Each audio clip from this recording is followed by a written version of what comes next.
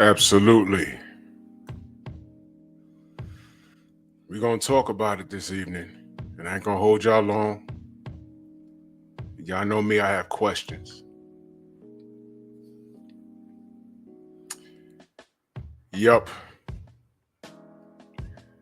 Drew Titan, Bronx on deck. Shout out to the mighty LDBC. That's a Painful Excellence podcast. Like the video, share the video, dislike it, troll, do what you do while you talk. I take this long walk.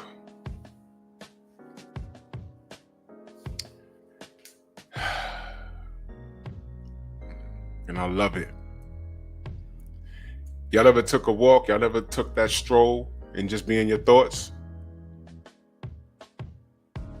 I'm a very creative person, which is why I'm so great at what I do. I'm a content creator. I'm not a content hater. I'll point out the discrepancies as a whole when it affects my direct community. I'll point it out. If there are people standing in the way of righteousness, I'll make mention of it, and I'll justify my comments with facts. And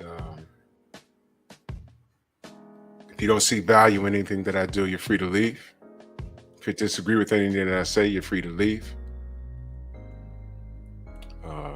But I stand on what's righteous. That word in the middle, moral,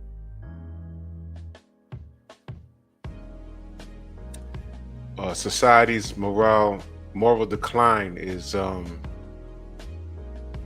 it's on full blast, and it's right in our face, and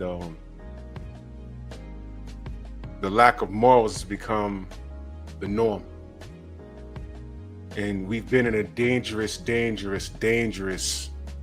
place in history. We're in a dangerous space.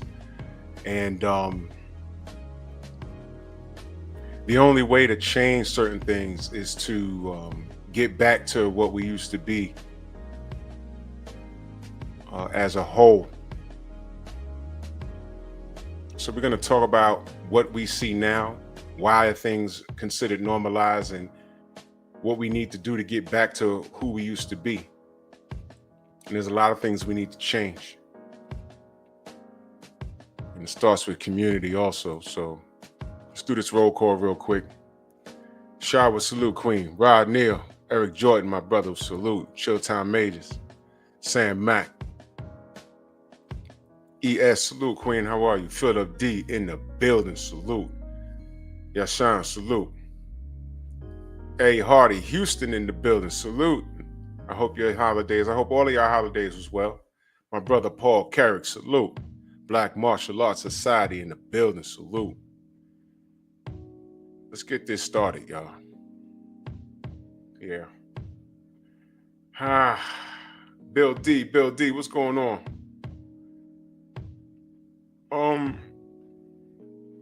Let's talk about it. Black Martial Arts Society says it started when the Bible exited the Black community. Yeah, well,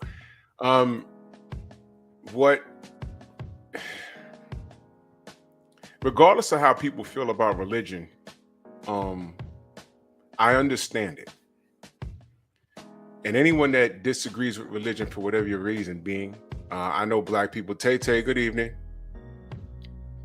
I know people who are Amina, salute, Queen. I know people who are turned off from the Black church because of the Black church behavior. But that's also a behavioral thing inside the church. You got hustler pastors and ministers. You got Jezebels in the pulpit, that sort of thing. And they get away from the core teachings of the Bible. And it's in a lot of religions. No house of religion has been perfect. There's been scandals in all religions, I could imagine. A lot of that has to do with human nature. Phenomenal Mexican, salute. But most of it is with people who lack self-control, and absolute power corrupts absolutely. You've heard that saying. DP Rocker, my brother, salute. And it's a sad state of affairs when you realize you're in a position and you're like, man, I could pretty much do some things here, and you get corrupted, Now I feel you, Black Martial Arts Society. I feel you. Not religion, but the Bible itself. All right, because flesh is weak, and I'm sure y'all heard that. Once you give in to flesh, it's very difficult, man. And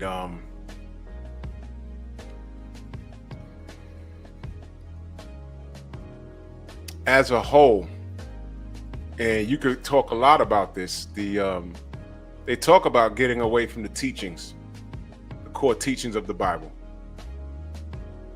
Getting away from God, some people call it. When you get away from that, what do you have? You have anarchy, right? And whether we know it because we're all adults here. I think maybe Phenomenal Mexican might be the youngest brother in here. But for those of us that was born in the 70s, like myself, the 80s, maybe some of y'all that was born in the 90s, the early 90s, maybe. The fact that we see things today and it's normalized, like for instance, there's a lot of things I see online or on TV that I know, and me and Stormy talk all the time.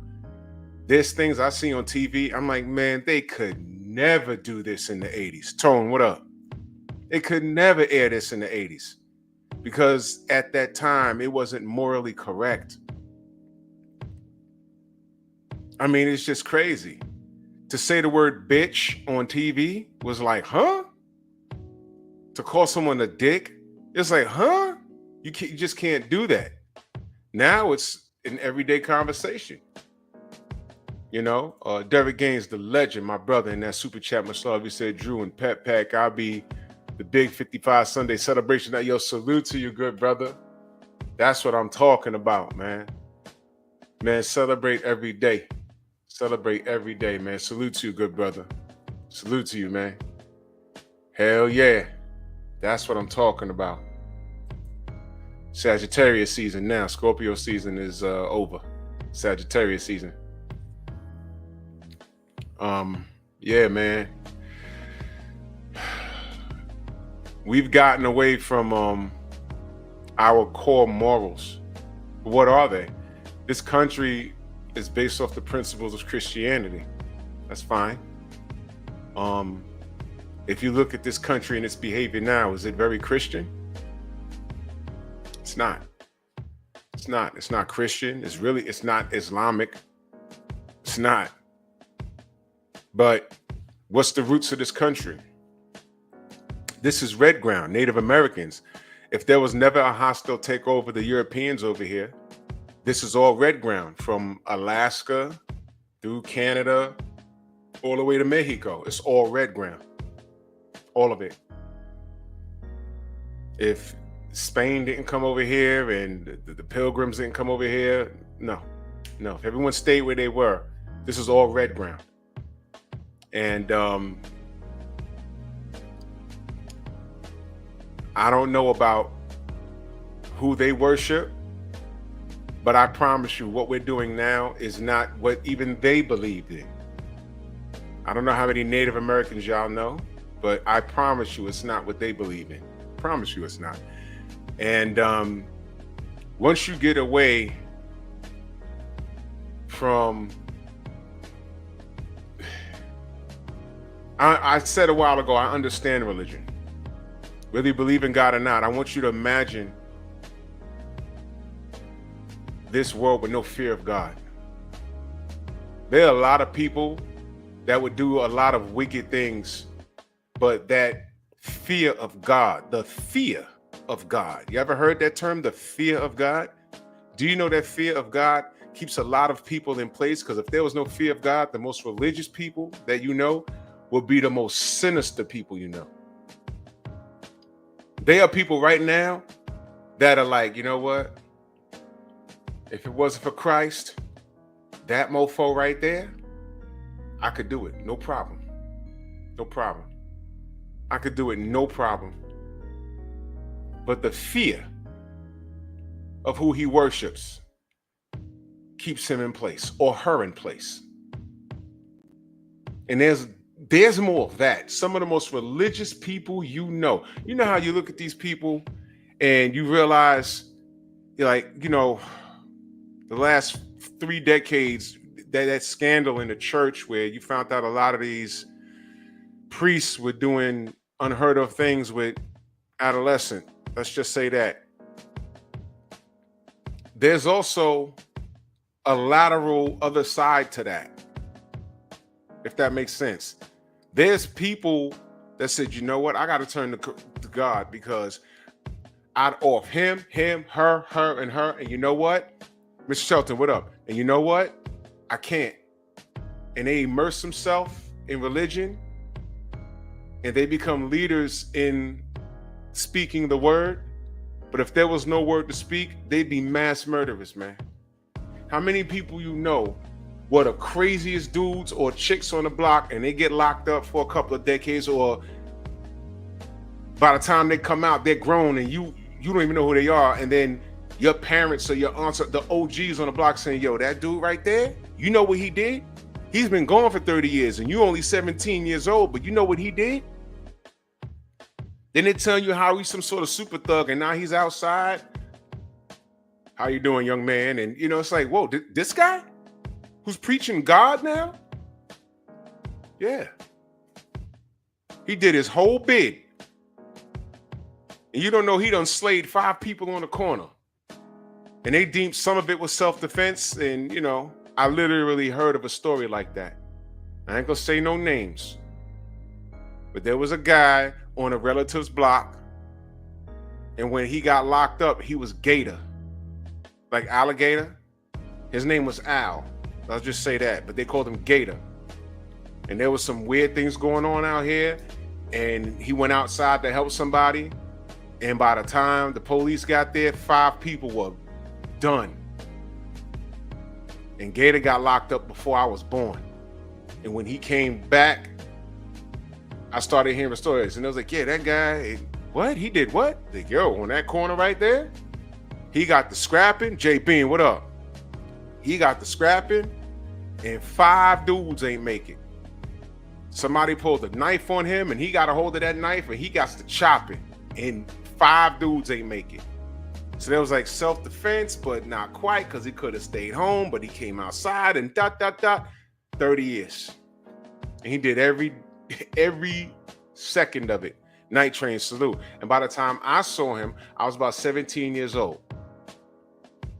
And he did all of that time. He got locked up in the 60s.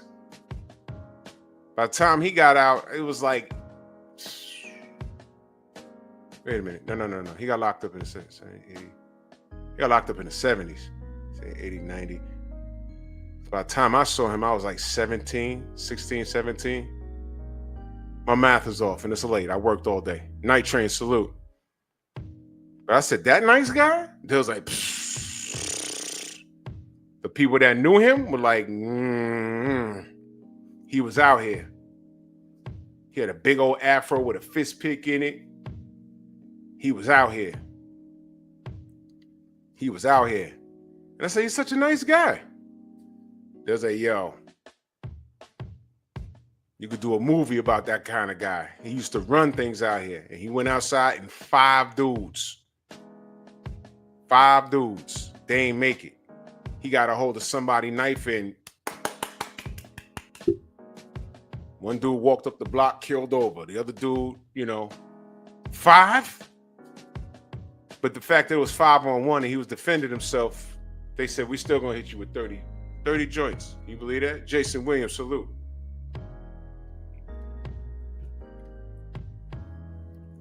Stay tuned for my Patreon.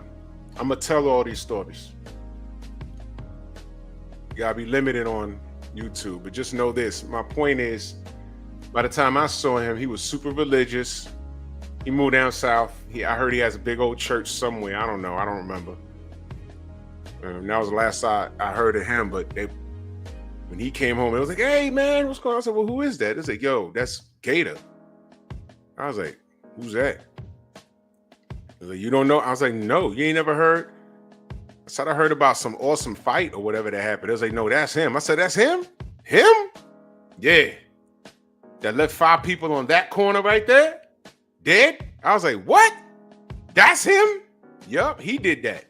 Well, he must be nice. No, he went down there and tussled with them, and somebody pulled a knife. He got a hold of the knife. He got to work. Oh. Now he's some sort of pastor. I was like, what the fudge? The fear of God changed him. And there's a lot of people walking around that turned to God, because if there was no God, you'd probably have a problem. You understand?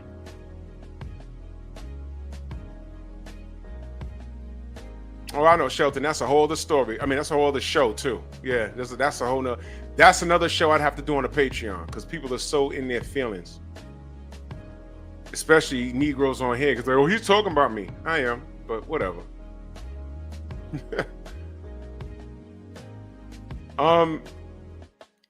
The fear of God, core principles, teachings of religion. Young Hollywood salute. The teachings of religion kept people in check. But the further we've moved away from those core principles, the worse society has gotten, and it's affected our morality. And that's why we're a joke. We're a joke as a country. We're a joke as a community. We have Christian principles, right? We do. We have Christian principles, but I don't see it. And I'm gonna prove. I'm gonna give you an example right now. I talk about this election, and I asked everybody, were you satisfied? If you was, if you're anti-Trump, that's fine. If you was voting Kamala or somebody else, an independent, that's fine. But if you was voting for Kamala, my question to you was, were you satisfied with the packaging as far as promoting and trying to get the point across for the president-elect? I mean, the presidential candidate. I asked everyone, were you satisfied with the packaging? And if your answer was yes, I question your morale. I'm not talking about the debate, because there's people that say Kamala won the debate. There's people that say Trump won the debate. All right. I thought the vice presidential debate was fire. I actually thought, I was impressed with both of them. But the presidential debate, I'm not asking who you thought won that. What I wanted to know is, were you satisfied with the packaging of Kamala Harris as an introduction to the American public? This is our president-elect, and what does she bring to the table? And to toot her horn and to roll out the red carpet to introduce her to America, they gave us Meg Thee Stallion and Sexy Red and Cardi B.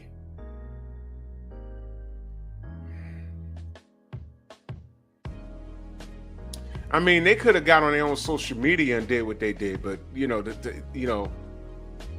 and during the midterms, they gave us Saucy Santana and Trina, and I was left saying, well, who the hell does the Democratic Party think we are as Black people? Because it's very obvious who they were trying to connect with. And I asked the question, is that who we are?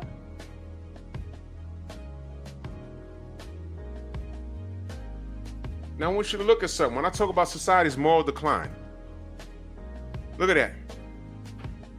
Look at that. Read that. Can somebody confirm that that's her? Because I'm not on Twitter. Is that fake? Let me know. Is this fake? Is this fake? It could be fake. Is it?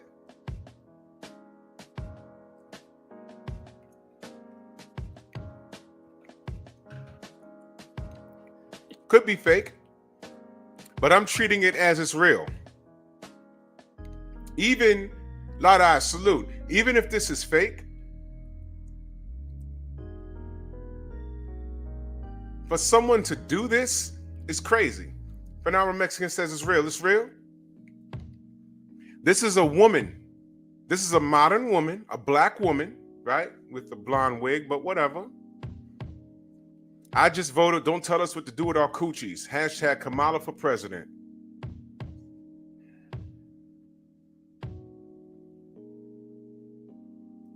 And y'all wonder why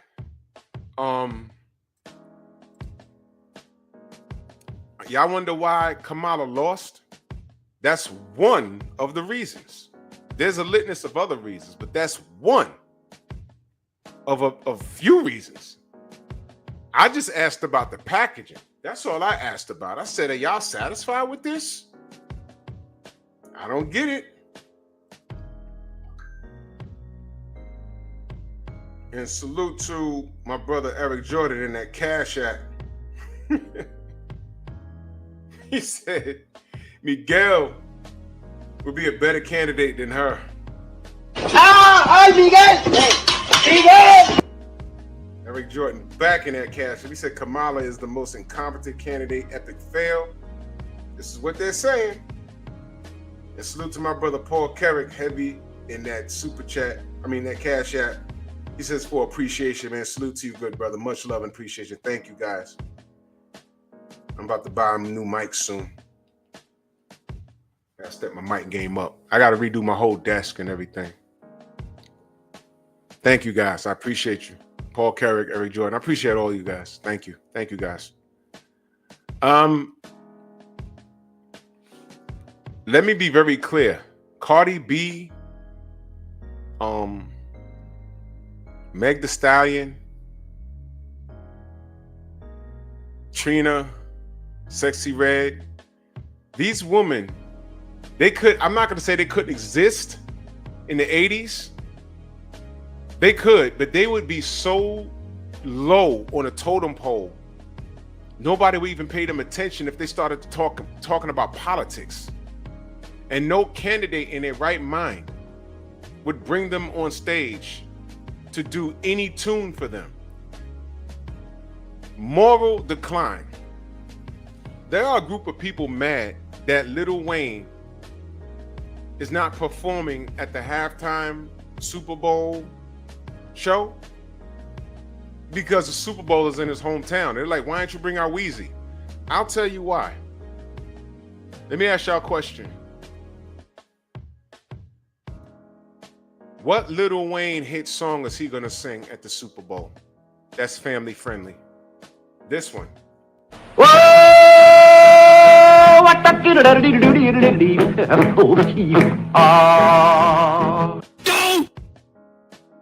That's what he's singing. Think about it. What's he gonna do? Get on there and start singing Lollipop? What's he gonna do? Pick a song. What's he gonna do? What song is he gonna do? It's the halftime show. And I'm gonna tell you something. Ever since Justin Timberlake and Janet Jackson had that mishap on live TV, that wasn't a mistake.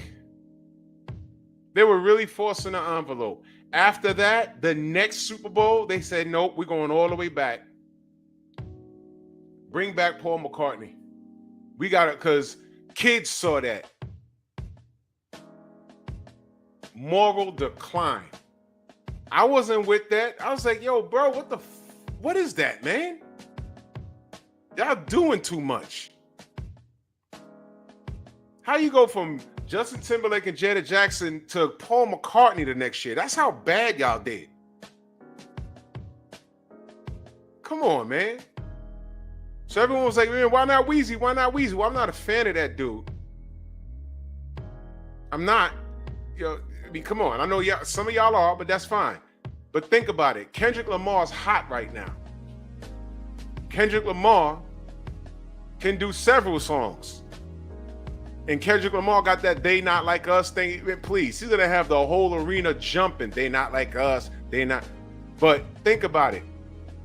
What is Lil Wayne gonna perform at the halftime show?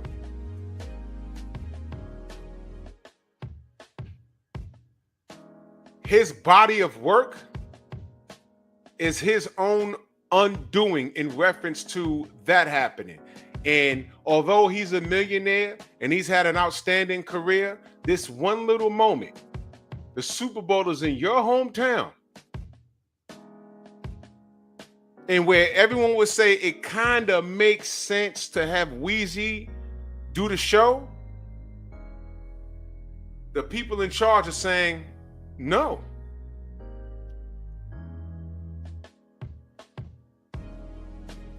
No. Why? Because of your body of work, man. The only clean songs I've seen him on is when he featured on it with somebody. I think he featured with Chris Brown, but that's Chris Brown's song. I Could Transform You. And what else? Did a couple of songs he featured on, but he'd have to bring them on the stage with him. So sorry, Weezy, go sit your ass down somewhere. You did this. I'm sure, I don't listen to him, but I'm sure he got some songs where he's just rapping. But if I'm not mistaken, he's known for being vulgar, talking about women and drugs.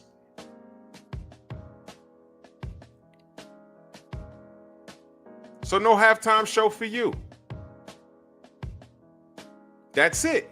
There's some people that do have some morals, and the networks are like, we can't bring this dude on stage. We can't, Mike, what up? We can't bring this dude on stage. Kendrick Lamar's hot right now. Let's bring him up. That's it. So Weezy, your body of work, you did this to yourself. You can go to the Super Bowl. I'm sure he'll be there. He might be there. He ain't bring you on stage. Well, I'll be shocked if Kendrick bring him on stage. He might shout him out on stage or something, but he's not. I'd be shocked. But nah, this is his own undoing. He did this. So you assisted in the moral decline. Let's go back to the 90s. We heard Uncle Luke Skywalker, taking a stance. Oh man, next time a black person gets beat up by police, I ain't doing it. Okay, so the next black person that is murdered by a cop or another video caught, because every year or so we get a bad one. And now, because Kamala didn't get in, you're talking about not marching and none of that. Because why? Because the same amount of black men that voted for Trump in 2016 is the exact same amount that voted for Trump this time. Question, you didn't say that about Latin men who they put a spotlight on. I don't know why. You ain't saying nothing about the white women, the black women that voted for Trump. You went straight to black men. Well, G. McCall, salute. Let me take it a step back, Uncle Luke. Since when did you become the standard of morality? Two Live Crew, Luke's Peep Show, Mitchell Show, what up?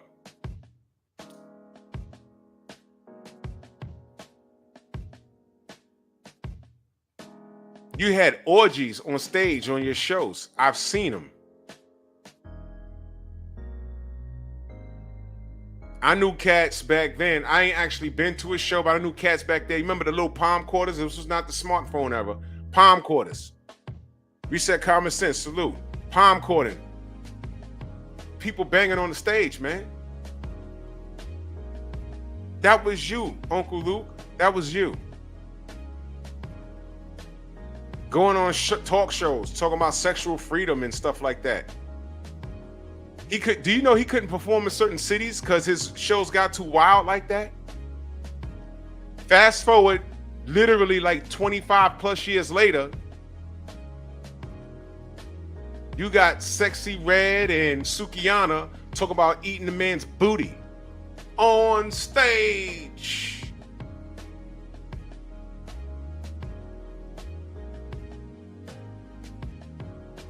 Moral decline. Oh, Tay, I remember the album cover very well.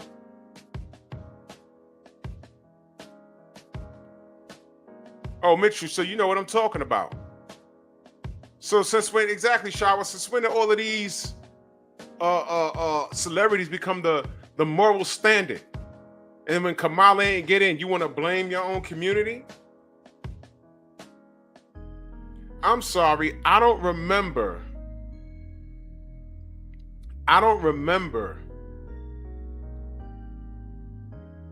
going to any entertainer for an educated political stance, like ever.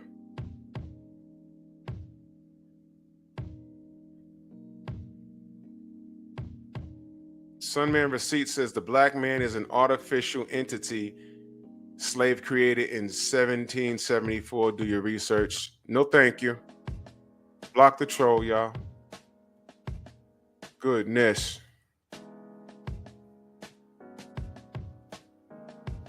I don't know what that is, but whatever. Exactly. Michael Lewis, Cardi B talking about WAP. And these are the people that was marching for Kamala. They could have did that in silence, man. They could have did that in silence. She killed herself. Collard greens in the bathtub. There was a lot going on with that. Crazy stuff. Moral standards. So when Kamala and the Democrats ran out and got these people, remember Saucy Santana and Trina, and then Cardi B, and all these other people, what does that say about her moral standards? It's like, yo, we're gonna put you in the White House, twerk for Kamala? Man, she was doomed from the start, bro. And let me be clear when I say this. I have nothing to do with that. I have nothing to do with that. Those people twerking on stage and talking crazy was not a representation of me. And it wasn't a representation of my community. Okay? Luke, Uncle Luke, whatever they call you, Luke Skywalker, shut your mouth, dude. You left a trail of destruction in the 90s. I remember it. I was here for it. So now the next black person that is wrongfully killed by law enforcement, you're going to say it's because you didn't vote for Kamala. I bet you if you ask Luke, why was you voting for Kamala? How many of y'all think you would get an educated answer from that dude? Listen, stick to your Doodoo Brown and your Miami music. You did that pretty good. Shut up. Moral decline. Marriage is down. Single mothers is up. How can that be? Well, men ain't ish because they running up in these chicks. No. That's not accurate. You know what it is accurate? Eligible men are single. And they're in the middle class or wealthy. A high percentage. The rest of the low class dudes have multiple baby mamas. What does that tell you? They're dogpiling the same dude. So marriage is down, but childbirth is up. So marriage is not a priority anymore. Moral decline. Moral decline.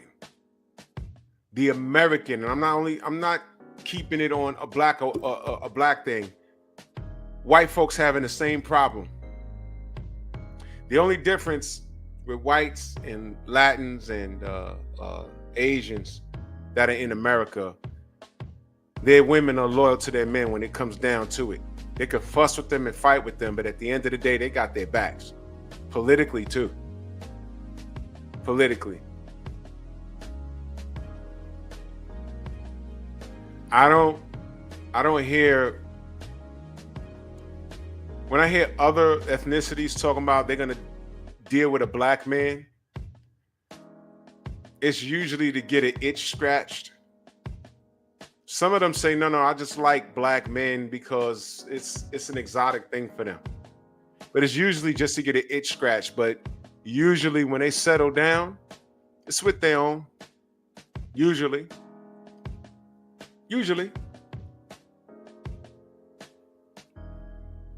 But I hear a lot of these sisters talking about divest. Ask MBDK Williams, how did her divesting go? She was dating a white millionaire, and he dumped her ass, I believe, over the pandemic, if I have the story correct. He already had grown kids or whatever, and I think he went back to his ex-wife. And now Ebony K. Williams, with all that education, with all that money, chose to be a single mother because she can handle it. You remember the bus driver statement she made? When she was asked, could you date a bus driver? She said, if he owned the bus. I just watched, what's her name? Lisa Ray? Getting interviewed by this pillow biter, talking about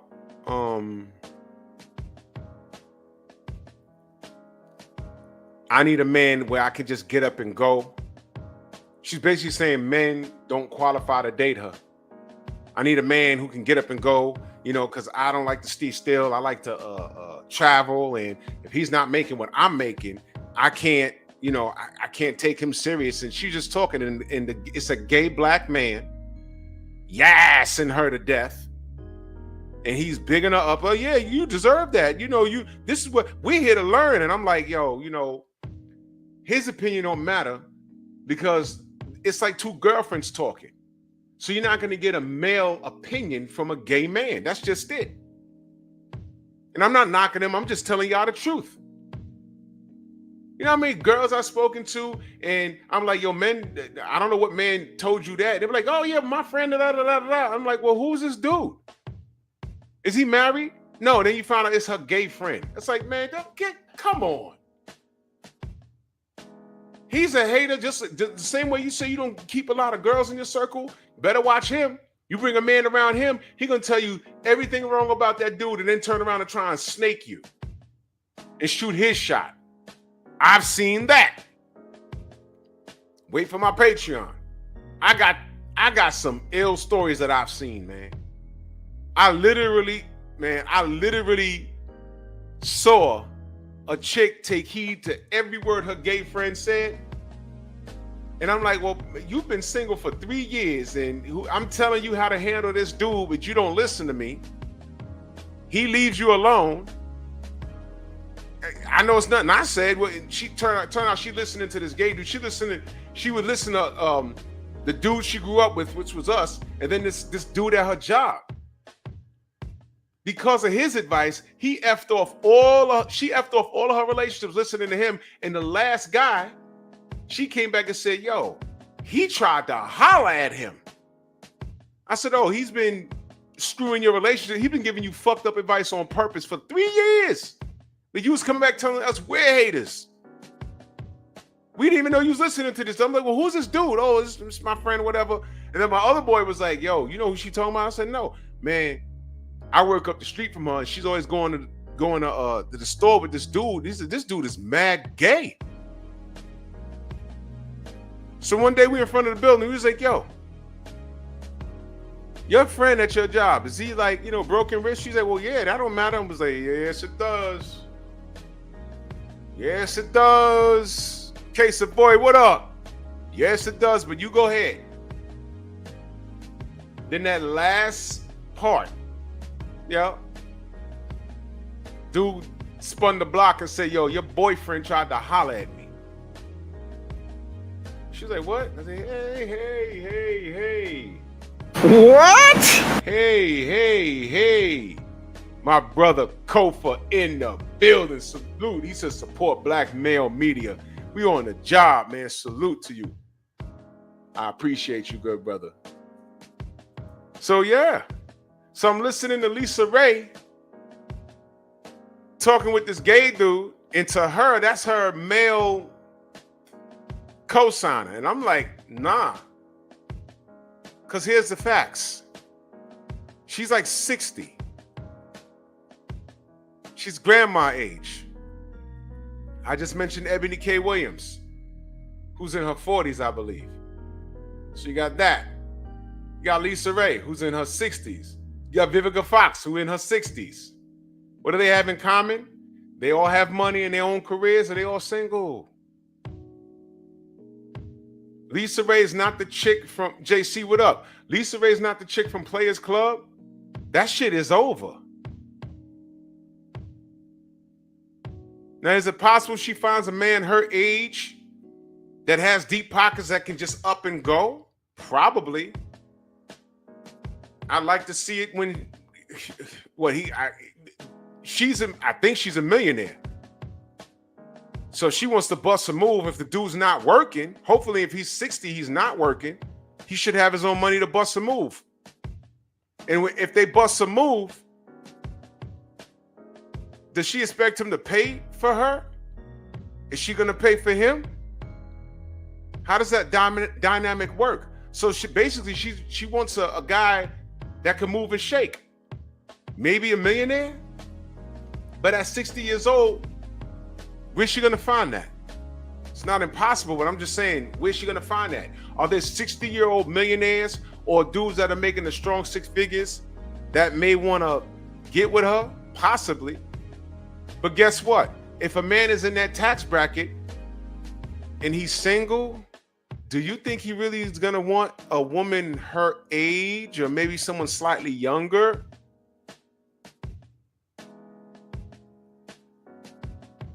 Better question. If it's a younger man, let's say he's a young man and he's an athlete, because there's only young men that are athletes that make that kind of money that she's talking about. Is he going to date a 60-year-old Lisa Ray or a woman his age or slightly younger? She's done. And that gay dude she was talking to can't even ask those questions because he's thinking like her. What woman in the 70s and 80s, what woman was talking like that? What happened to the women wanting to be married? To the men that wanted a family? Society's moral decline. Then you got women wanting to be her. She's 60. Her ribs ain't touching. She's not broke. She light skinned. For those of y'all that are into that stuff, complexion, all that, that's fine. I'm not knocking y'all. But she lonely. Vivica A. Fox, her jaw's doing something funny. I don't know what's wrong with her. She talks like this now. When the fuck did that? What happened to her? She's 60. Ebony K. Williams chose to be a single mother. And most women, have y'all looked up how much it costs to freeze your eggs and to get impregnated properly? That's a whole thing. That's a whole process, and it's expensive. That Juanita on the Grand Concourse in the Bronx, she can't afford that. So what are these girls teaching these women to do exactly? Be them?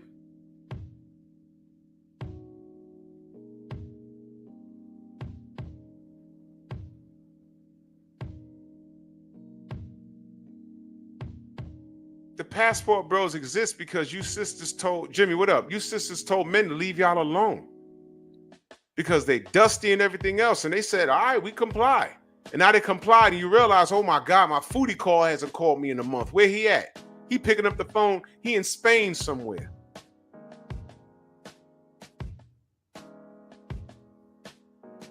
Now all of that works out, but now they they're banging their heads on the wall because brothers are exploring their options. And you degrade them and say they hate their mama and they ugly.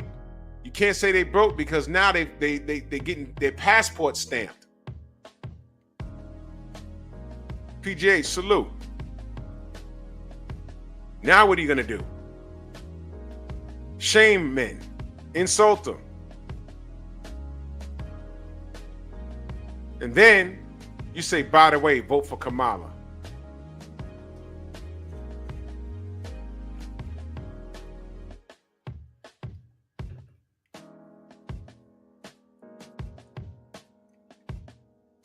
You know how I know 2024 Hen Dog? What up? You want to know how I know 2024 is real? Did y'all see the latest? And I know Kofa saw this. Did y'all see the latest interview from Princella? It's over. It's over. Princella. Did y'all know it was all a farce? Did y'all know that? Who saw that? Who saw it?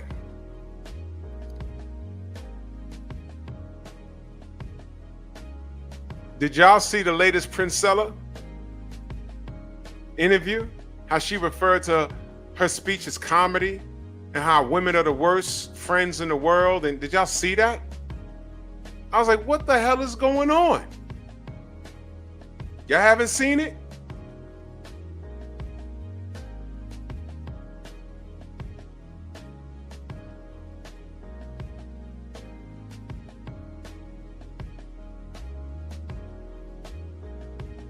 It's on the gram. And sidebar, Camaro Morton, his fight got canceled. This little nigga missed weight by 15.8 pounds. American boxing needs to die. That's just I'll get back on that Sunday. Unfucking believable, man.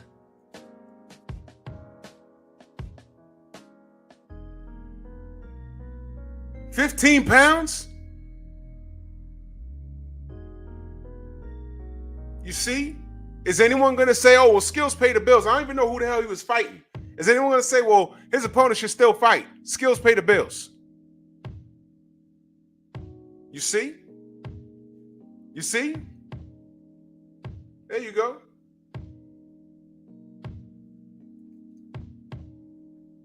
But let me get to this. Let me go to my saved videos. I'm going to let you hear it. This is what Princella said. Saved.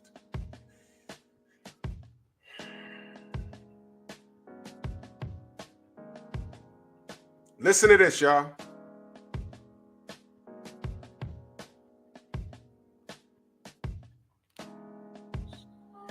I find that women are very, very narcissistic, and they do not realize it.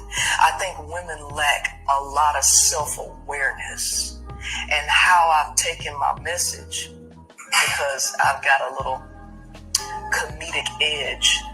I find a way to show women themselves in a way that not many people can get women to admit that they are wrong.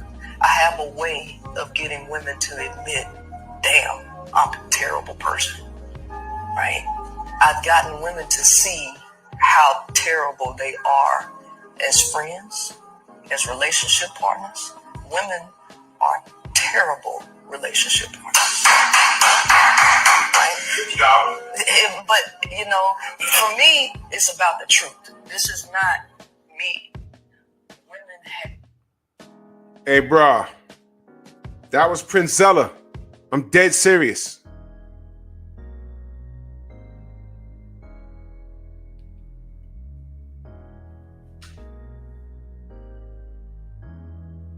We still got a month left.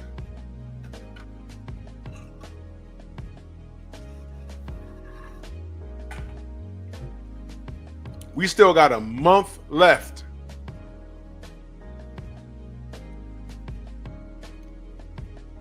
That was Princella, y'all. How many books did she sell? How many podcasts did she do? Y'all saw the when she went back and forth with Saint and the Sinner? Y'all saw that? It's epic. Go subscribe to Saint and the Sinner. King Corleone, my brother, salute. Y'all saw when she went back and forth with Saint and the Sinner? And now she's saying that? You see what I mean? See?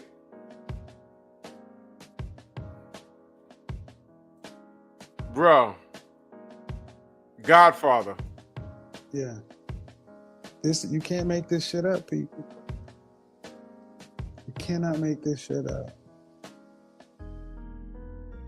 Now, at one point, you know, we talk about society's moral decline. You have Cynthia G. You had what Prince Zella was preaching at first, and now she's saying that.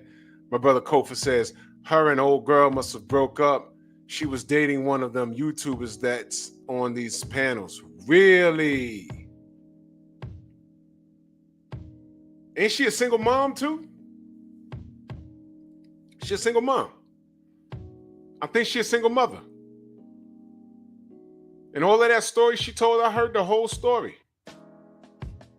And she went one-on-one with Saint and the Sinner. It was ugly. It's on YouTube somewhere. It was ugly. Body bagged her. And now she's saying it was all comedy and women are the worst. And like Kofi said, I didn't even know that. That's what happens when you break up. The truth comes out. B. Taylor used to be on P.E.P. B. Taylor. That name sounds familiar. I think I know her by face. B. Taylor. You see what I mean? Society's moral decline. People contradicting themselves. You know, I don't like to get into, you know, unless you piss me off and you're being, unless you're a self-hating turncoat, I gotta get you. But there's a lot going on with this brother Cooley. I seen it. I heard a lot of people talk about it.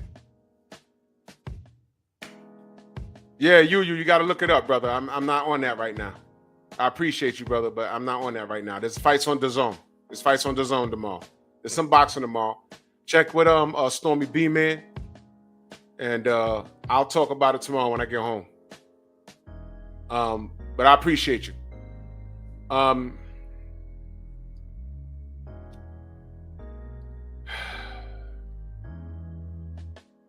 What Cooley's going through. Now, I've seen it. I'm not gonna, you know, I'm not gonna drag him. You know, I'm not gonna do that thing, but he's going back and forth with O'Shea and Abba and Preach, and I'm not getting in the middle of none of that shit. First of all, my channel is nowhere near big enough. No one gives a damn about what I say. I don't care.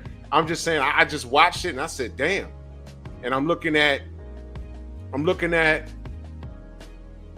the evidence, and I'm looking at what he said, and I'm looking at what both parties put out available, and I'm like, well, damn.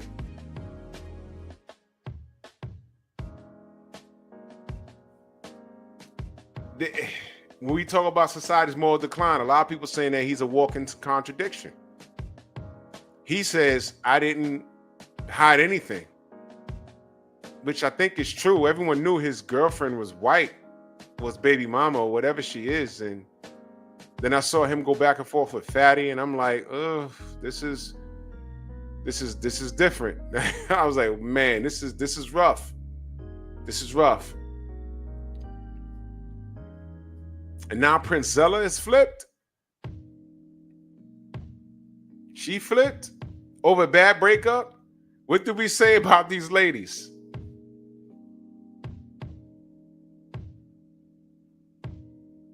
Did the general say that this morning? Everything is cool, and then, you know, you piss off these ladies, and then they on your ass. Letting all your secrets out and stuff like that. Somebody said that this morning. But man, Society's moral decline. I talked about this broken wrist community. I had a problem with Tiara Mack twerking on her head in a thong, talking about vote Tiara Mack up there in Rhode Island. And I found out she's a part of the broken wrist community, and she's an advocate for teaching kids as young as first graders how to masturbate. I'm like, what the fuck is that? That's gonna get you elected for whatever seat she was running for? I had a picture that I showed y'all of these drag queens was dancing, and she's on the floor with is on the floor with his legs spread, and there's like fucking 10-year-olds and 8-year-olds there, boys and girls. I'm like, what is this? Who said this was okay? Who said this was okay? Not me. I didn't say this was okay. It's not okay. It is not okay. Y'all remember I played the video where the women took their infants to an event and there were gay dudes dancing on a pole? Y'all remember that video I played for y'all? Now, I don't know if that was America, but come on, man. What dude said it was okay for his lady to take his child to that?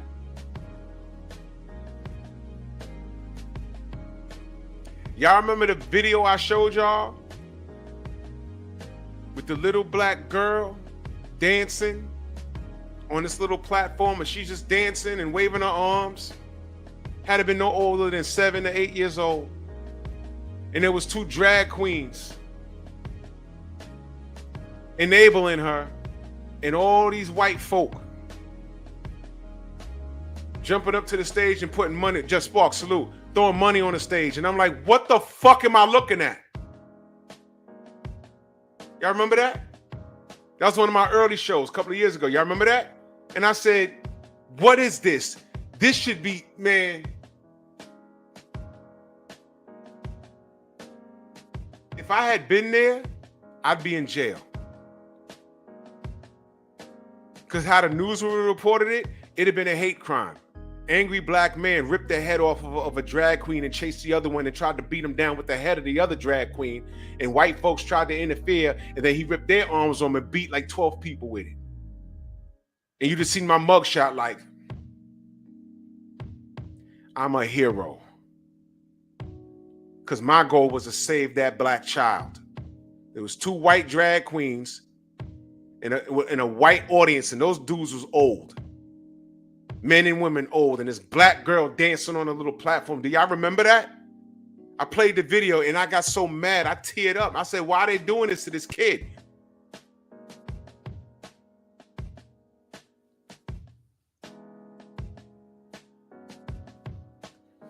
You couldn't do that in the 80s. I don't even think you could have did that in the 90s. In the 90s, things was getting a little more loose.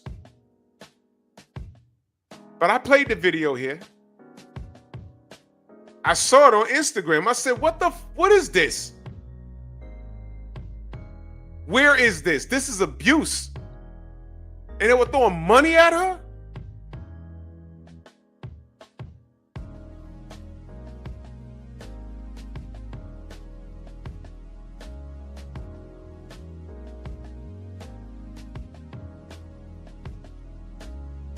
Called the passport bros perverts, going to third world countries just to sleep with women. Y'all totally ignored the fact that for years white women were going to Africa to sleep with those little boys. That's a fact. White women were coming from Canada and the United States to go to Jamaica to get dug out. That's been happening. I told you I went to school with a dude, and we were 14, 15 years old, and he was Jamaican. He was Jamaican. But his parents were from Jamaica, but he was born here. But every summer he went home and he stayed in Jamaica for the summer. And he used to come back and tell us how he would be banging all of these white chicks from Europe and Canada, some from the US. He was like, he's lying. And he would whip out pictures and tell us, yo, this one I did, this one I did. We were like, yeah, he's lying. But as we got older, we started to hear those stories. We say, "Oh, wait a minute. He wasn't lying, was he?" Because they paid handsomely. They paid money. Society's moral decline. And you know what's crazy? A lot of those parents know what their young men are doing. And as you're talking about it, there was no internet when I was in high school. Today, you could document it. And now what do you see? You see it. Hedonism been around since a lot before a lot of y'all were born. Hedonism. Shower, y'all know what hedonism is? Just spark. Hedonism. You heard about it. How Stella got her groove back in the movie when she went to Jamaica. That was that party. And there was something called hedonism. Listen to the name, man. It's a big freak off.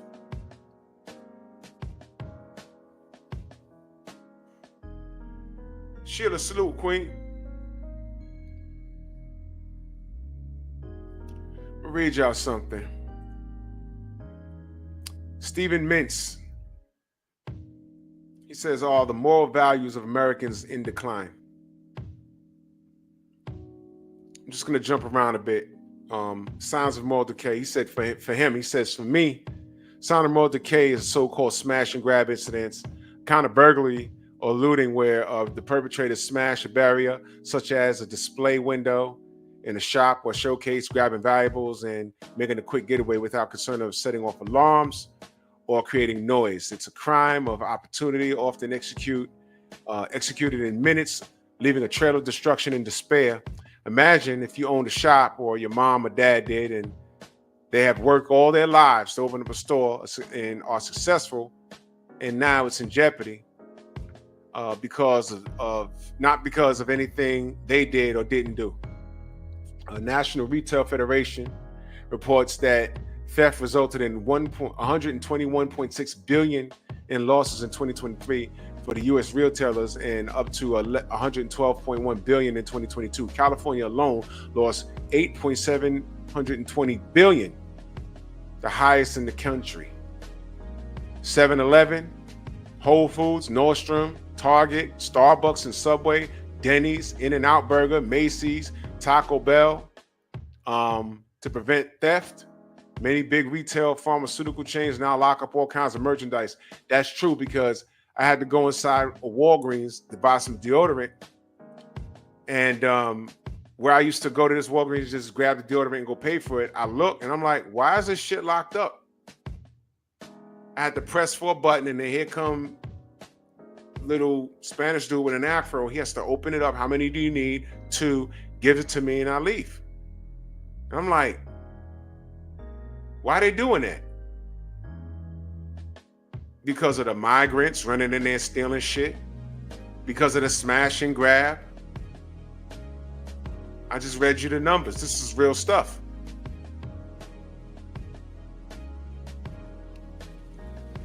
Society decline. And it's costing us.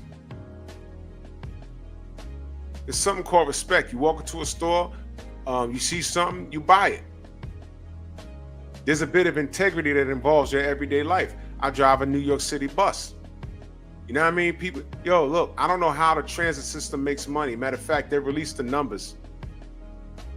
They lost millions. You know why? Ask me how many people pay their fare. They walk through the front door. They slowly starting to ask for a ride. Sometimes they're, yo, can I get a ride? Look, that fare box is none of my business. My money's guaranteed. All I gotta do is show up to work. I don't debate nobody on no fare. I don't care. That's not my business. Mr. Blapp, salute. That's not my business. But if I have a busload full of about maybe 70 people, if 10 of them paid their full fare, that's a lot. And these aren't, it started out with the kids, and then the homeless nigga wobble on the bus, or the old person that think I don't have to pay fare because I'm old. It's good and grown people. And then turn around when they up the fare another 25 cents. Oh man, that's why I don't pay. And the service ain't good. Well, we ain't got no money to fix shit because y'all don't pay y'all fare. How are we gonna drive you around if you ain't paying your half so we can fix these buses? Fare beaters everywhere. I didn't do that when I was a kid. If I didn't have money for the bus, I walked or rode a bike or did something, or I just didn't go wherever I wanted to go. These dudes have no integrity. It's normalized, and now they got police on the bus and they snatching people. Yo, man, you gonna write me $100 fine? Yeah, you ain't pay your fare. I watched you walk past the fare box, and as soon as your ass hit the seat, you getting the summons. Well, the driver said I could ride. I ain't say nothing. I don't say anything to you niggas. Can I get a ride? I look at you and I don't say anything. I don't say anything. Don't lie on me. I don't determine that. You determine that. You're grown. What do you want me to do? Fuck out of here. No integrity.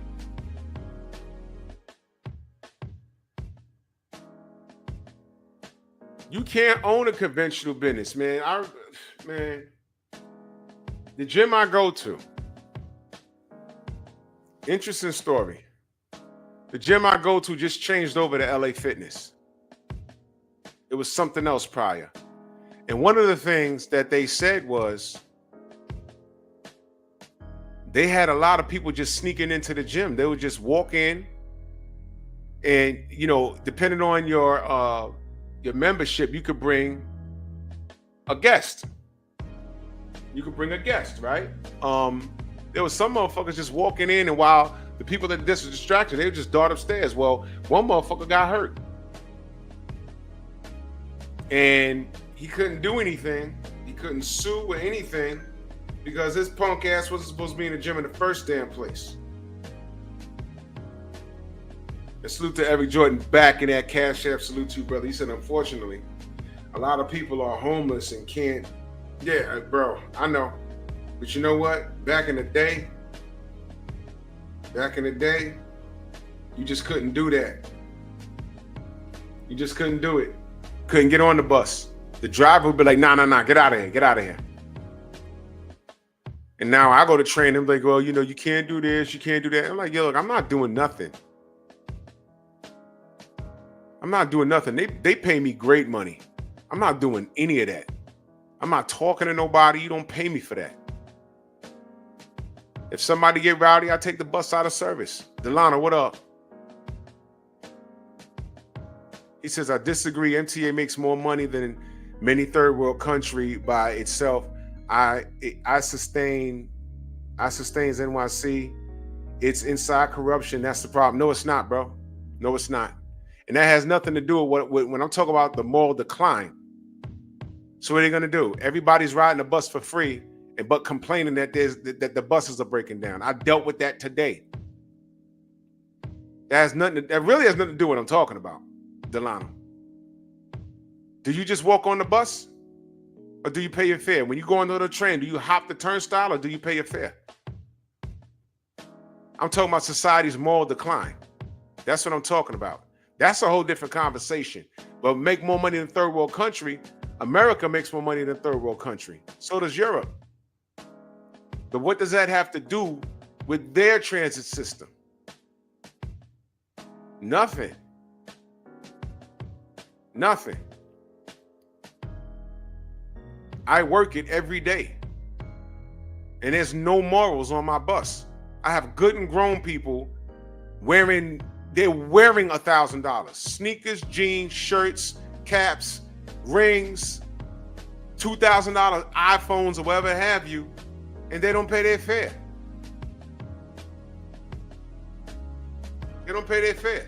And some of these niggas get mad when the cop is back there that they don't see. Get mad. You made a choice. $295 or $100. It's not my fault. It's not my business. A whole lot of these businesses make more money than a third world country. It's a third world country. I could take my pension, right, and go move to the Philippines and be a king. I can move to Thailand and be a king with my pension. I can move to DR and live better over there with my pension. My dollar will stretch. It's not my fault. Is the MTA perfect? Hell no. But I see this every day, Delano. These are good and grown people. It's not only kids, and no, these are good and grown people not paying their fare. We're talking about society's moral decline. It wasn't like that when I was growing up in the 80s. If you ain't have your money, you ain't get on the bus. You ain't ride the train. You know what we're dealing with now? Smash and grabs. I just read it. You know what we're dealing with now? I just saw, did y'all just see the on the news? Like 11 people were at this restaurant and they worked up a $460 bill and they all walked out. Y'all saw that? First of all, I'm gonna go here. Let me just say this. I bet none of those heifers ordered the salad. I'll say it one more time. I bet all of the heifers didn't order the salad. So all of y'all just gonna get up and leave? It was a $460 bill, and there was like 11 of y'all. Y'all couldn't split $460 and there's 11 of y'all? And they just got up and walked out. Did y'all see that shit? I was like, come on, man. And they're black. So of course there's some white person in the middle of the country or some Asians, some Latins like, yeah, look at that. That's what they do. So now the next time a group of black people go inside that establishment, they're going to call the police. Show, could you just put a car outside? Because I don't know, but maybe. So what I'm talking about, Delano, is the culture. The culture. Not paying your fare, not paying your bill at a restaurant, not being able to afford that, so I'm a smash and grab. Who wants to be the president? This alleged black woman. How's she gonna promote herself? I'm gonna get some female rappers who are vulgar. They promote sex out of wedlock, eating booty, being very promiscuous. Forget sex out of wedlock with one person, but multiple people and women and other women. These are the people that are supposed to help get this woman into the White House. So I'm talking about a collapse in our society. And these new kids, Gen Z, they think that this behavior is normalized. And they look at us like we old-fashioned. Keeping up with the Joneses. Y'all forgot when that little dude Press was in here talking about getting $1,000 pair of jeans, and I said, Press, how much money do you make a year? $30,000. After taxes, I promise you it's about maybe 23. And you're gonna take your $23,000 a year and take 1,000 of that and get a pair of jeans? Don't tell me what your priorities are. Show me where you spend your money and I'll tell you what they are. And what did he say? I ain't gonna buy the jeans. Now, it's a shame I had to let the young man go because he's just too bonkers. He's cuckoo for Cocoa Puffs over Tank Davis. But when you start, preaching the gospel to these young niggas, it turns into, oh man, I'm gonna listen to you. They draw the line at certain places. Oh, you think you know everything. Okay. I can't even say I've been him at that age. I had a father in my life. I knew right from wrong. I knew what principles are. And didn't he say he didn't have a good relationship with his dad? Or they're working it out? So there was a lot of things going on there. And when you see that shit, that's why they attach themselves to dysfunction. That's why I don't like Tank Davis, because he enables the dysfunction. Not only in the black community, but society's moral decline. Do you understand that? Yeah, Delano, she's not black, but you know what? She tried to get our vote, and I got offended. I was offended since 2 years ago. No vote, no bucket during the primaries. I was like, yo, what is that? It wasn't 2 years ago. It was a few months ago. I was like, what is that? Do y'all understand what I just said? That's why I'm not trying to have no conversation with these dudes. You know, KO want to run up in here, I'll debate you. I don't give a fuck about your opinion about Tank, because fuck 80%, 90% of what I have to say about him has nothing to do with boxing. The boxing conversation is easy. But you can't ever justify shit he's done outside that goddamn ring. Even the fucking block he bought. Because then we find out that he sold it. I was asking, hey, what has he done with the block? Has he refurbished the homes, or does he have families in it? No, he sold it. Sold it. And then when I said, wait a minute, he converted to Islam, he bought a block. I hope he's not showing the judge he's a changed man by doing that just so he can get that ankle bracelet off. Turns out that's exactly what he's done. He bought the block and it burned up. Society's moral decline. He's full of shit. Just like these niggas that jump on my bus and don't pay their fare. Just like these niggas that run up a $460 food bill and leave. Just like these smash and grab niggas. There's just certain things you don't do. It's anarchy. So early in the show, when I talk about the fear of God, when you walk some sort of path because you're fearful, if you get off that path, something will happen. How many of y'all believe that you get what you put out? I believe in that. And salute to the sister ES in that Cash App. Much love. Yeah, yes, I have. Yes, I have, Queen. And I had to let that go. I had to let that go. And it's a lot to discuss here. But it has to do with DHP, Devin and Bill. I had to let that brother go. I had to let him go because he was on the wrong side of things. So I had to let that go. Gary, what up, Gary? Paul Carrick in that super chat, much love. He said, our so-called leader thought ratchetness would be enough to push her into the White House. Yes. And here's the thing. I don't know if she would have won if she went in another direction, but I'm telling you that didn't help. And then getting Obama to tongue lash black men. Oh my God, that was a nail in the coffin right there. Because I literally knew dudes that was like, you know what?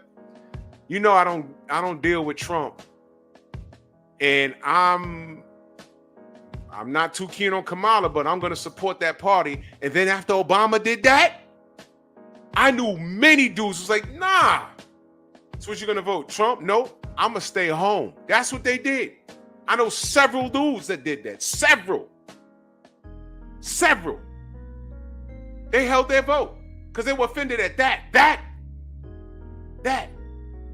They didn't like the Meg Thee Stallion and the Cardi B's and the Sexy Reds, and they ain't like none of that. But they were still gonna pull that lever for Kamala. And then when Obama did that, they were like, oh, no. I ain't even do that. You're welcome, yes. And if you want a detailed explanation, just drop me an email and I'll let you know. I'll let you know in detail why. I don't do anything. I don't do things. It's deep. It's deep. You know, and it takes a lot for me to let someone go. But it got to a point where I was like, oh, come on, man. Come on.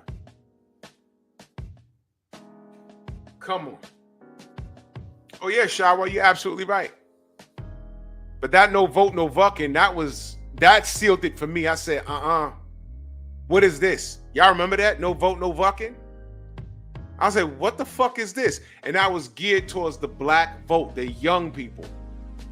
So you get some fat homo and a rundown stripper from Miami. What, man. Society's moral decline, y'all. So everything that I'm saying, from Tank Davis to Kamala Harris campaign, to motherfuckers not paying their fare, to motherfuckers doing the smash and grab, blue collar guy, salute, to motherfuckers not paying their food bill, It's all relevant, y'all. That's my point. That's how I want you to understand, Delano. It's all relevant. It's all relevant. If New York City Transit is a problem, there's ways to handle that. But not paying your fare is not one of them. I just dealt with a broke down bus today. You know what happened? The bus they told me to pull off the property, there was something wrong with the fucking sign.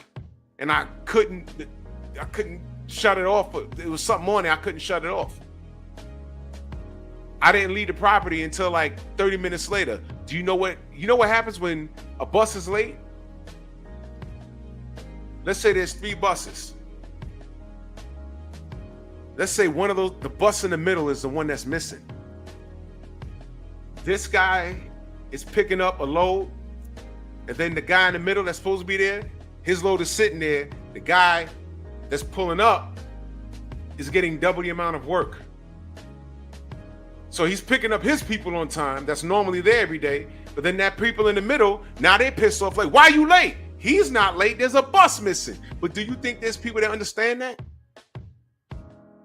No, they just want to get where they gotta go. And it happens every goddamn day. You think we want to be late for you to get on here with an attitude?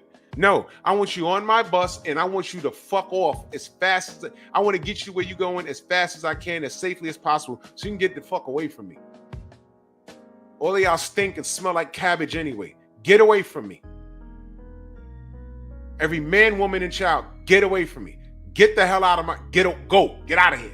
I don't want you around me. This is me driving every day. Yo, can I get a ride? Yo, can I get a ride? Yo, how do I get to Grand Concourse? Niggas ain't pay their fare, but they got 30 fucking questions. How about that? And you got a smartphone. Why are you talking to me?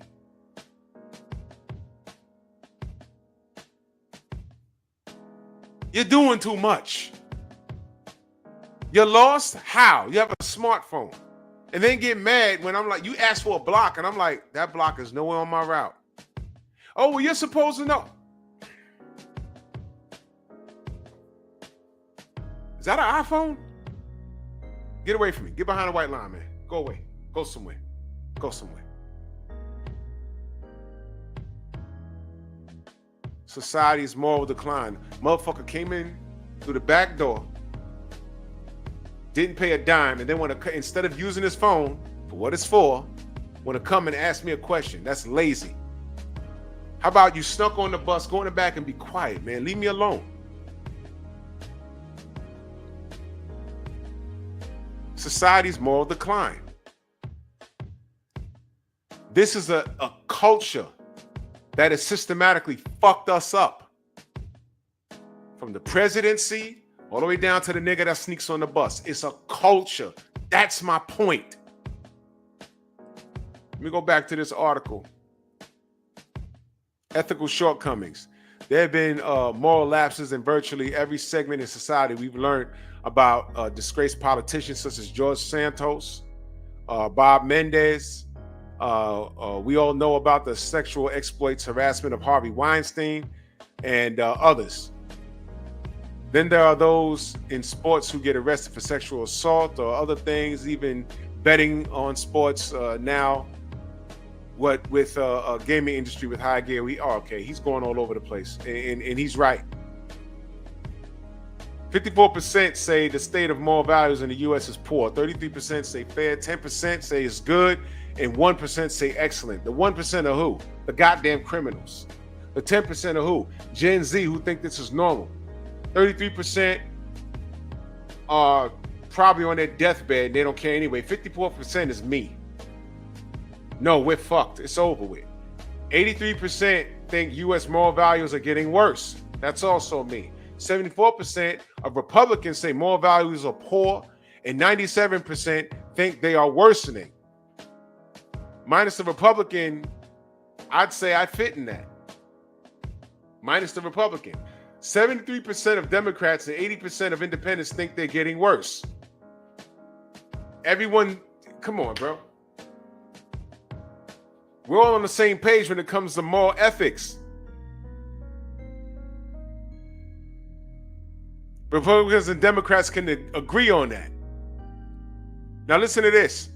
It is worth noting that the most common response concerning a lack of moral values is consideration of others, 18%, more than any other issue. Beyond that, racism, lack of faith, religion, lack of morals, sense of entitlement, and lack of family structure are mentioned.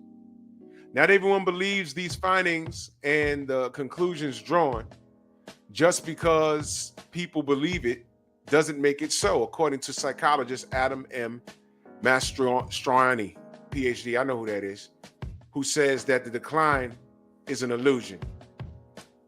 Maybe I'll get into his thesis, okay, because I have it right here.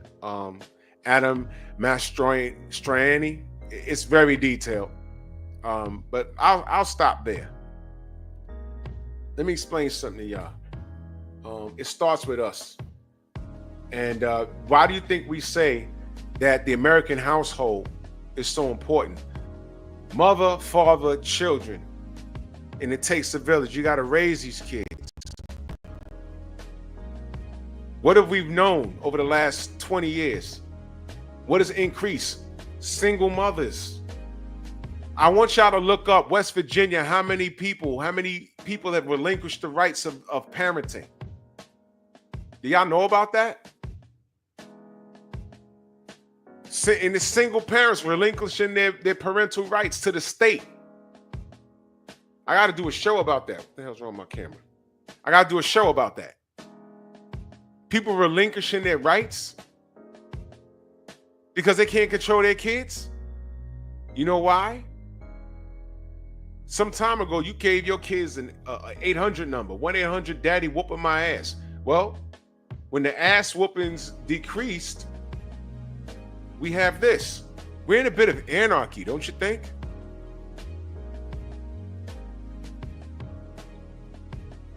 A lot of these problems could be solved. Tay Jones in the building. A lot of these problems could be solved if you let the man in the house do what he's supposed to do. Why do you think it was a big question when Kevin Samuels would talk to these single women who had children? And he said, would you accept the man, da-da-da-da? And he said, would you allow your new man, who's not the biological father of the child, to discipline the child? 95% of these chicks said no. I mean, yeah, they said no. What do you mean no? So a man is supposed to come into your life and accept you, and let's say he's the kind of guy that runs a show. He's taking care of you, and now he has these goddamn kids, and one of your kids is just running through the house tearing your shit up. And he's like, nah, don't do that. And he taps on the ass. That's a problem with you? So your kid is out of order. You can't control him. The father's not around, obviously. He's supposed to just stay there and take it?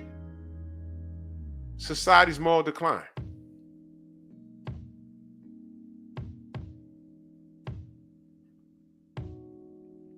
Delano says, but Drew, when they had tokens, many fare hoppers were in effect until the Metro card came in and corrected. I know. I think this fare thing, like you say, is a social issue more than it's purposely pushed. Brother, that rabbit hole gets deep, and I'm involved in it, and I see it, and I see things that the average person doesn't understand. I just see it. And when we talk about a moral decline, like I said, these people, and it's not kids, it's not homeless people. Yo, the funniest shit is when half the bus hasn't paid, and then when I stop at a stop, here comes the stink ass homeless person. I love it when they get on the bus. I tell them, don't sit here, go back there. I don't care if he shit on himself. You know why? He goes back there with the rest of the freeloaders. What makes them any better than him? Dude be like, yo, come on, man. Why you back? They come to the front, man. Well, you let him on. Nigga, I ain't let you on either. Why I let you on? You ain't pay, he ain't pay. I'm not going to discriminate. You riding for free like he riding for free. I got a window. I could slide my window around like this. I'm good. You deal with it. You ain't pay, he ain't pay. You ain't no better than him. Only way that homeless dude ain't getting on the bus is if I'm pulling this bus in and ain't no one on it. I'm not letting you on. Fuck out of here.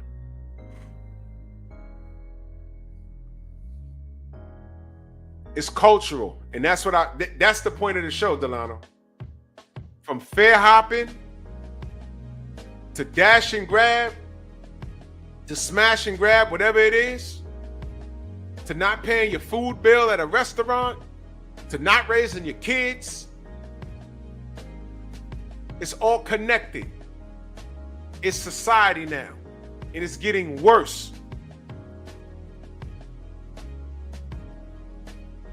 When women see men as a meal ticket rather than a leader as a household, because they are taught that they can do it themselves and they don't need us. When you got the Ebony K. Williams of the world talking about we don't need no man and I can freeze my eggs. You got Vivica A. Fox talking about I got my bag. And you got Lisa Ray talking about I got my bag and I need a man on my level. But they're single and they're 60. Don't nobody see that shit but us? What's going on?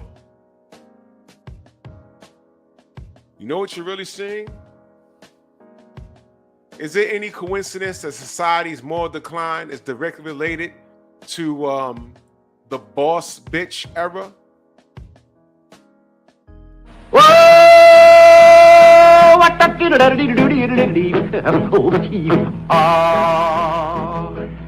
What? Yeah, I said it. Y'all don't notice there's a correlation between the two? Y'all don't know? I'll just leave y'all with that. Ain't nobody holding y'all back. Y'all doing y'all thing. Y'all boss sisters doing it for yourself. Cool. And now I'm looking at society. Y'all could be single mothers. It's y'all kids running around with this shit. You want to blame the man? Fine. Who picked those low-life niggas? You did. Oh, but he wasn't like that when I met him. So all of y'all got fooled? Or did y'all see that nigga know he wasn't shit and y'all tried to change him? Delano, did I say it was black folk? Was you here the whole program? Y'all did hear me say it's an American family thing, right? Y'all did hear me say that. Y'all heard me say that. Delano, just sit back for a minute. I said that. White men are having the same. You know how white men were having the same issues before the internet? Y'all heard of something called mail order brides? They've been sick of their ass for a long time. So this women empowerment thing, it's been bubbling for a long time. There's no problem with a chick making her money and doing her thing. But when she's home, she's a woman. And she sees value in her husband and her family. Today, women are like, yo, if I'm a boss, I don't need a man. What the fuck I need a man for? And if you have no need for a man, why is a man going to want to be around you? You're not here to take care of a man, right? Right. So if you can take care of yourself, he can take care of himself, then you get that itch where you want companionship. What do you want? You just want a boyfriend? Okay. You want to be a mother, but you don't need no man? It's a recipe for disaster, and you're setting your child up for failure. You're grooming your boys to be in your image, and he grows up to be sassy because he's been around you all his life.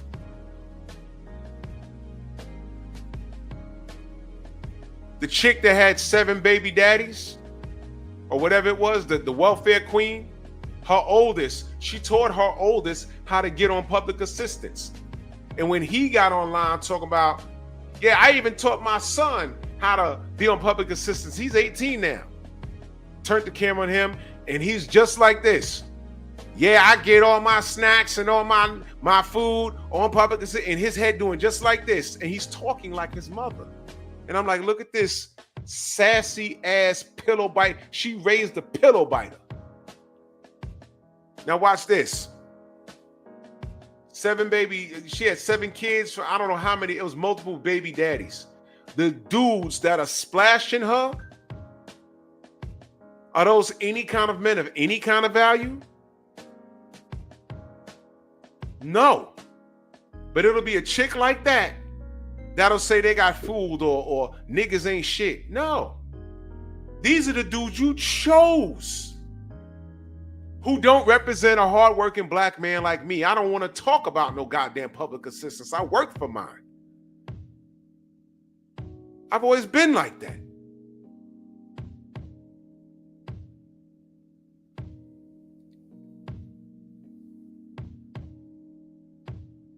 What's the difference between a nigga in the projects or a cracker in a trailer park? They both broke. And possibly they're both making excuses. One dude blaming the white man that he can't get ahead, and the cracker blaming the blacks and the Mexicans as to why he can't get no job. You see? Society's moral decline.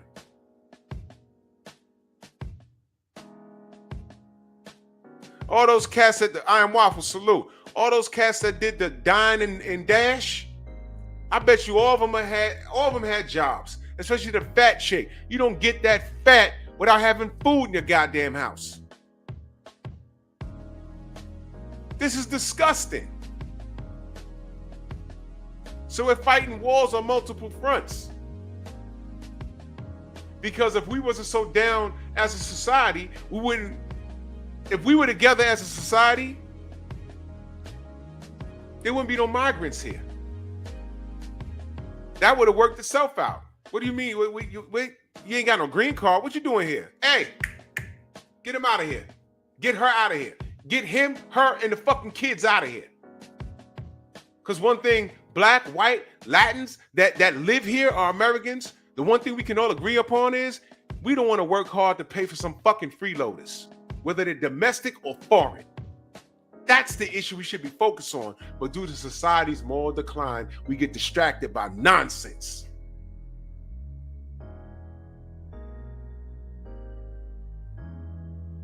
Women tell me they don't need men and fuck the family structure. I could do it by myself and all this other stuff.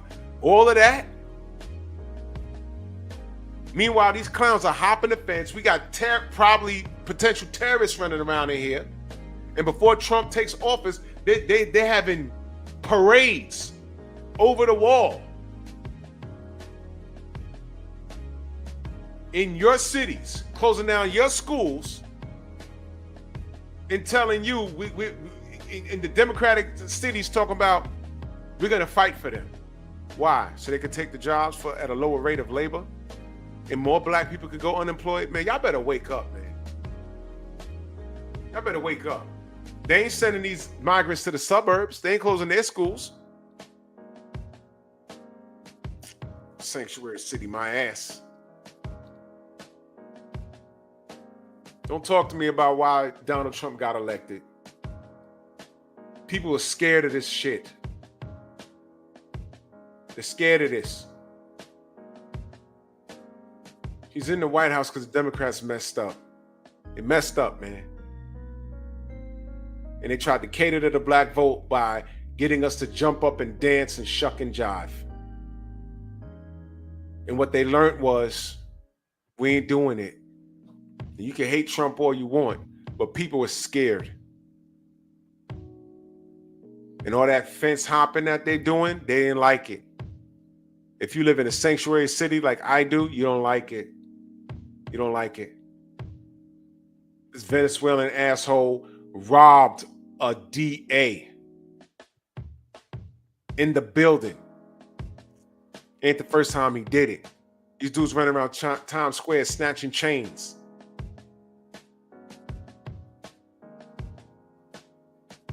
That's what they're doing.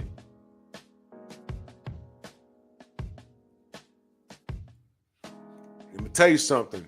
If these New York gangs, and I ain't calling for nothing, but the problem is they're too comfortable. And if they F around and rob the wrong person, see, right now the gangs are quiet and, they're like, all right, okay.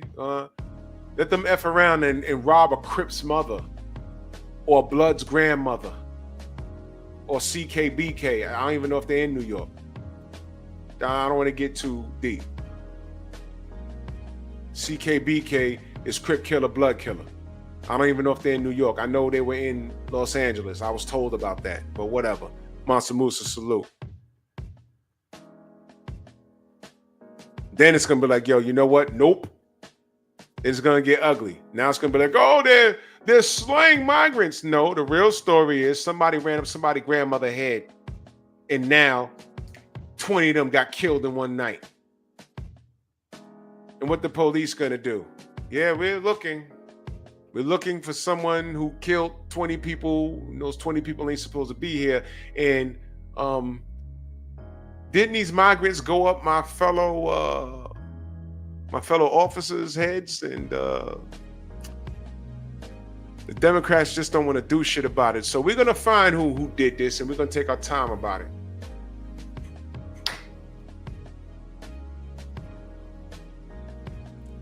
And this I'm not saying it's gonna happen, but this is potential. This is how ugly it can get. Do you want it to happen? No. No, no, no, no, no. But man,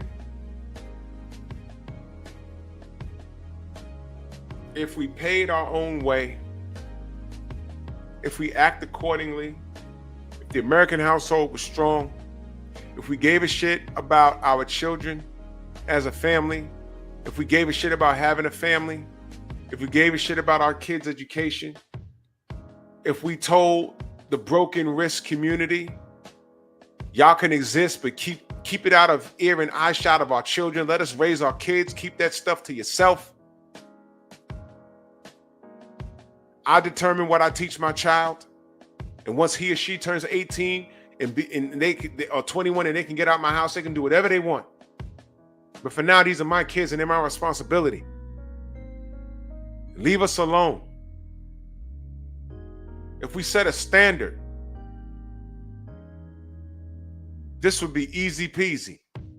Yeah, we want to put migrants in the schools in your neighborhood. No. We voted for you and you're going to do this? No.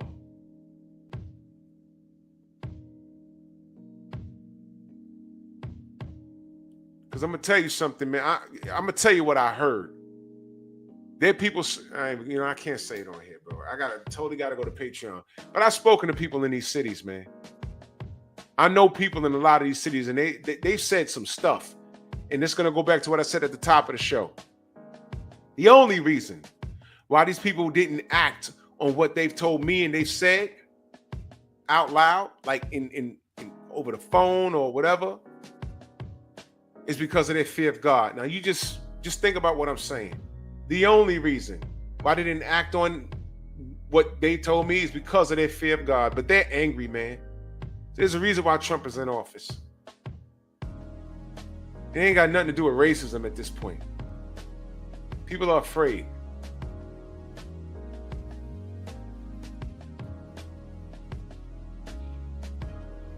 I'll just say this.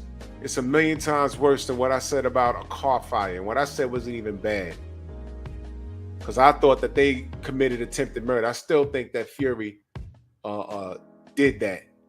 And I don't buy for 1 second that Sugar Hill didn't know what he was doing. I don't buy it. But what I heard about these people in these sanctuary cities, they're talking about, yo, the only thing that's keeping them safe is my fear of God. And it's a bunch of them. What happens if somebody, Joe, what up? What happens if somebody snap? This is going to get ugly, man.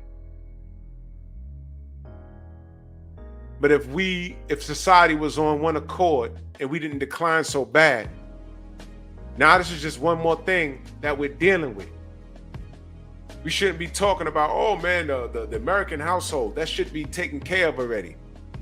We shouldn't be talking about, oh man, the mom and pop store keeps getting robbed by people in the neighborhood. We shouldn't be talking, yo, when you're closing Target locations and Walgreens got to lock up the goddamn deodorant because what up? Because people just can't stop stealing. Where are we at as a society?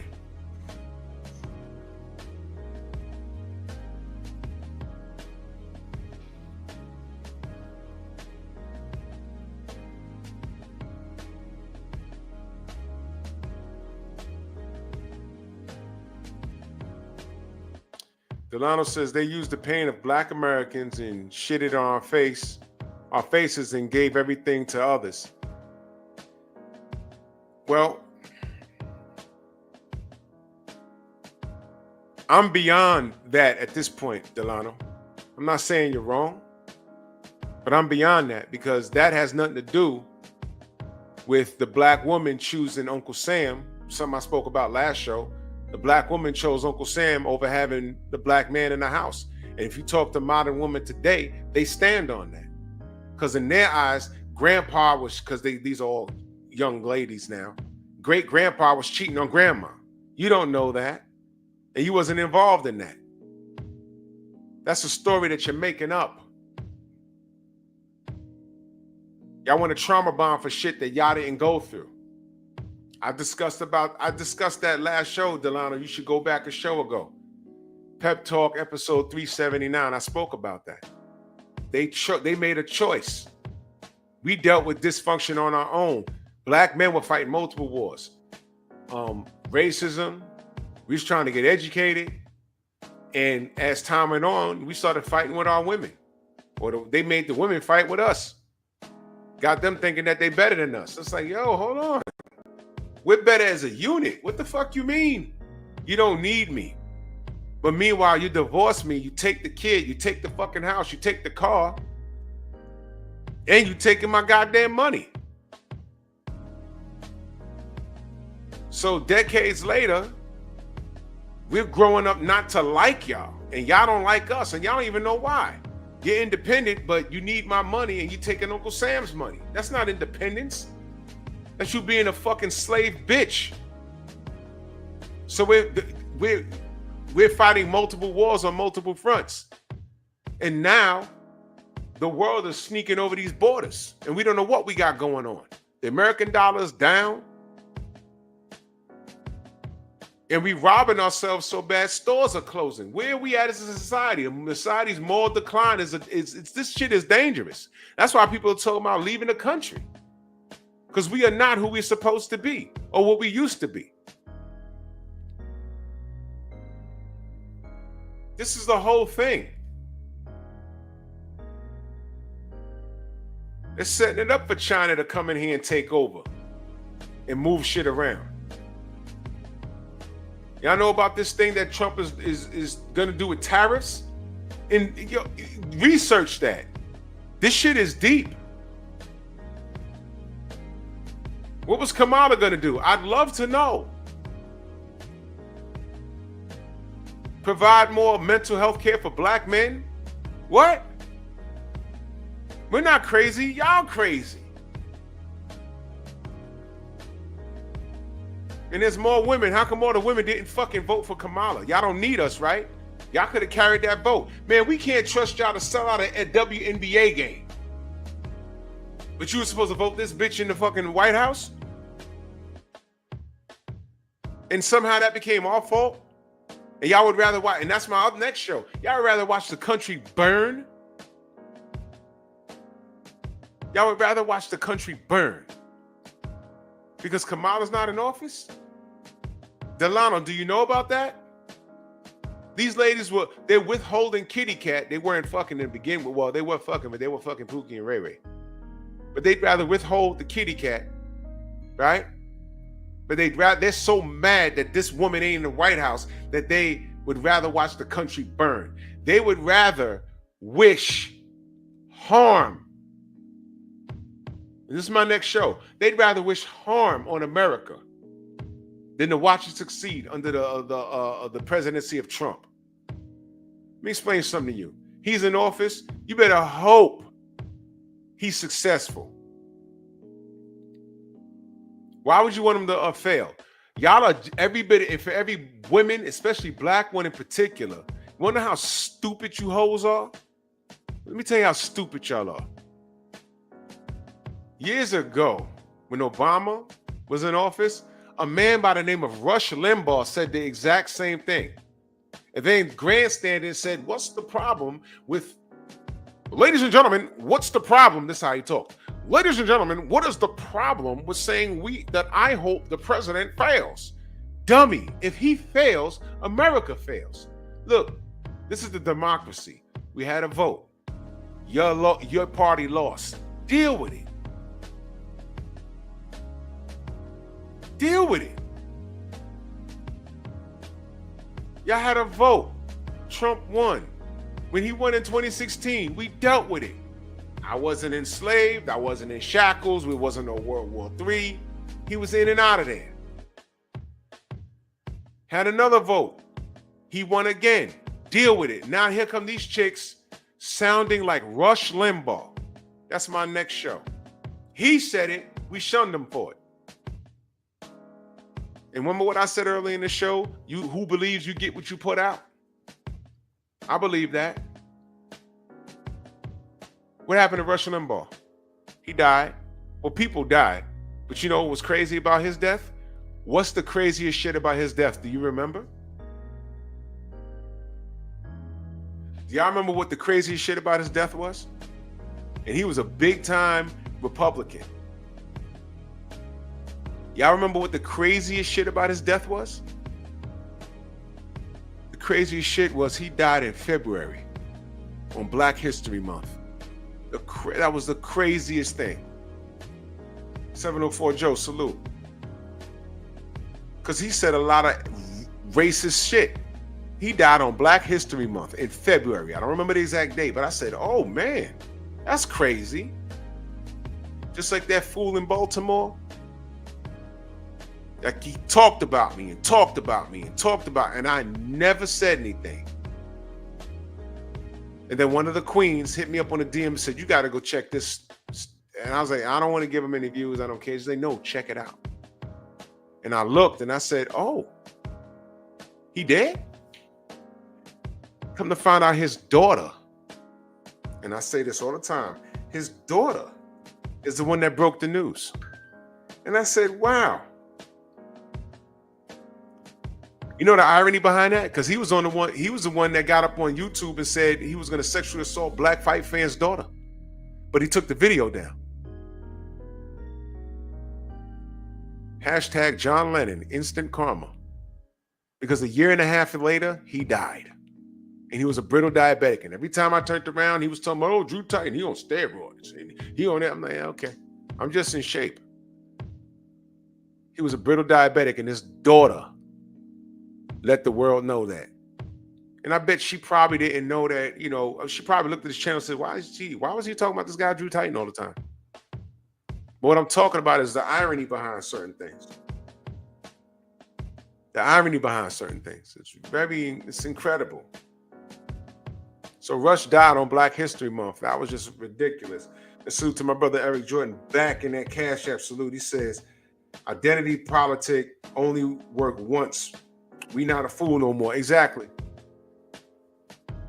We got away with that at Obama, man. But now people they're wisening up.